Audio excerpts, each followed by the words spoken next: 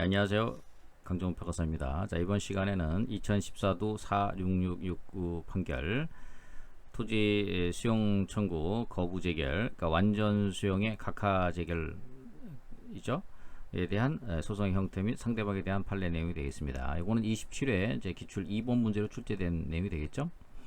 자, 토지보상법 제72조 비추어보면 위 규정이 정한 수용 청구권은 토지보상법 제74조 제1항이 정한 잔해지 수용 청구권과 같이 손실보상의 일환으로 토지 소유자에게 부여되는 권리로서 그 청구에 의하여 수용 효과가 생기는 형성권의 성질을 지니므로 토지 소유자의 토지 수용 청구를 받아들이지 아니한 토지 수용인의 제기에 대하여 토지 소유자가 불복하여 제기하는 소송은 토지보상법 85조 2항에 규정되어 있는 보상금의 증감에 관한 소송에 해당하고 피고는 토지 수용인회가 아니라 사업시행자로 해야 한다.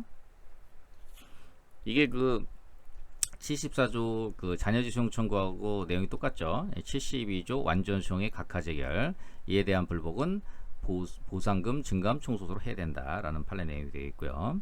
2013도 19738, 19745 판결 공용수용의 목적물의 범위, 즉 허가 없이 건축된 건축물에 관련된 판례 내용이 되겠는데요.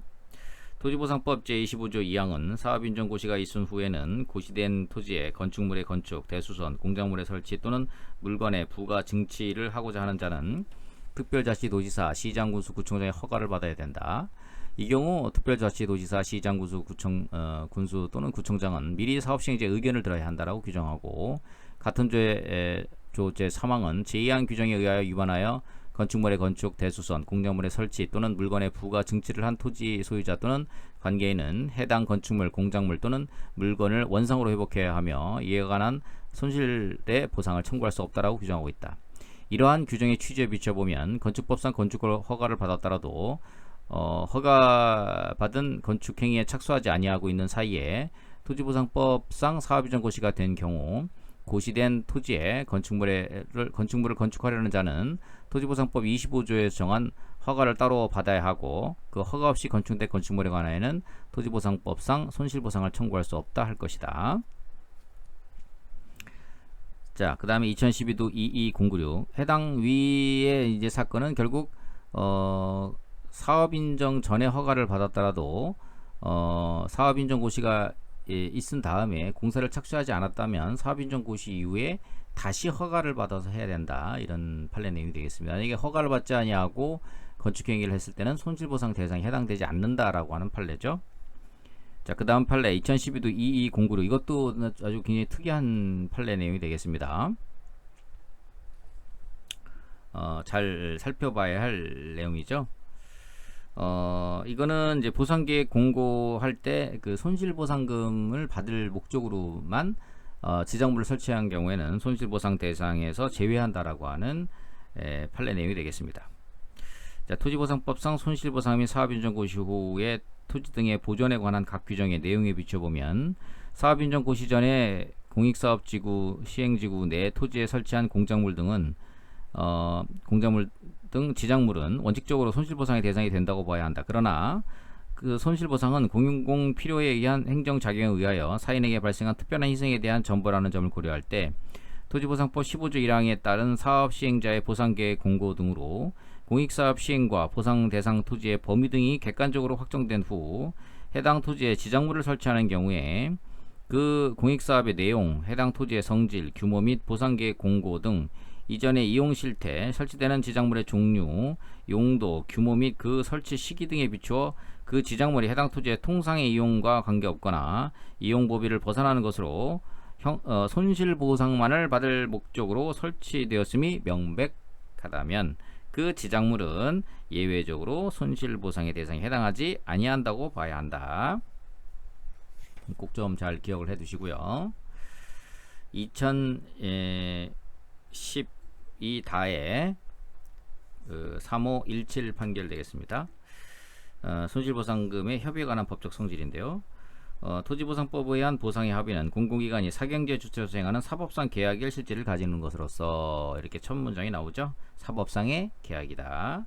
토지보상법의 보상협의는요, 당사자 간의 합의로 같은 법 소정의 손실보상 기준에 의하지 아니한 손실보상금을 정할 수 있으며, 이와 같이 같은 법이 정하는 기준에 따르지 아니하고 손실보상액에 관한 합의를 하였다 하더라도 그 합의가 착오 등을 이유로 적법하게 취소되지 않는 한 유효하다.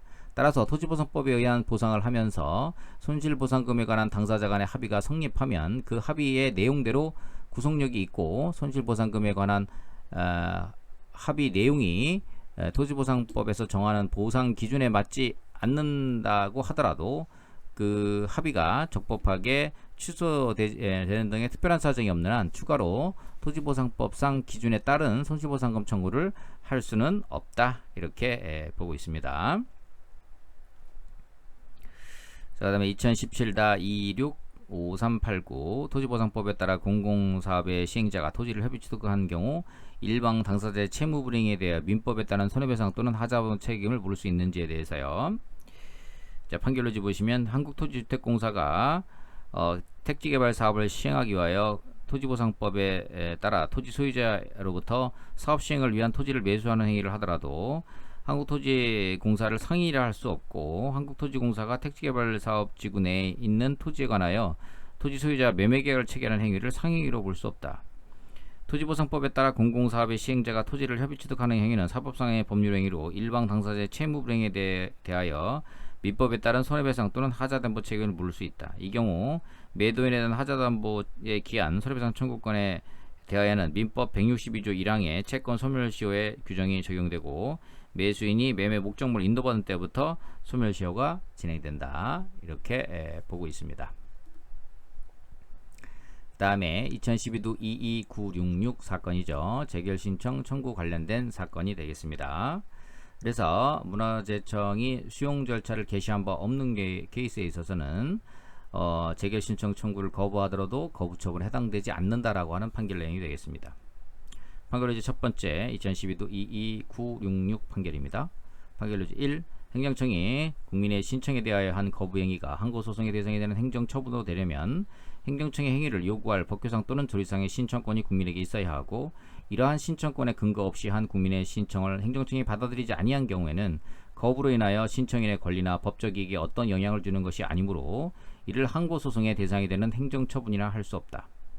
두 번째, 문화재보호법 제83조 2항, 토지보상법 30조 1항은 문화재청장이 문화재의 보존관리를 위하여 필요하다고 인정하여 지정문화재나 보호구역에 있는 토지 등을 토지보상법에 따라 수용하거나 사용하는 경우에 비로소 적용되는데, 문화재청장이 토지조서 및 물건조서를 작성하는 등 위 토지에 대해서 토지보상법에 따른 수용 절차를 개시한 바 없으므로 갑에게 문화재청장으로 하여금 관할 토지 중에 재결을 신청할 것을 청구할 법규상의 신청권이 인정된다고 할 수 없어 위 회시는 항고소송의 대상이 되는 거부처분에 해당하지 않는다라고 판시하고 있습니다.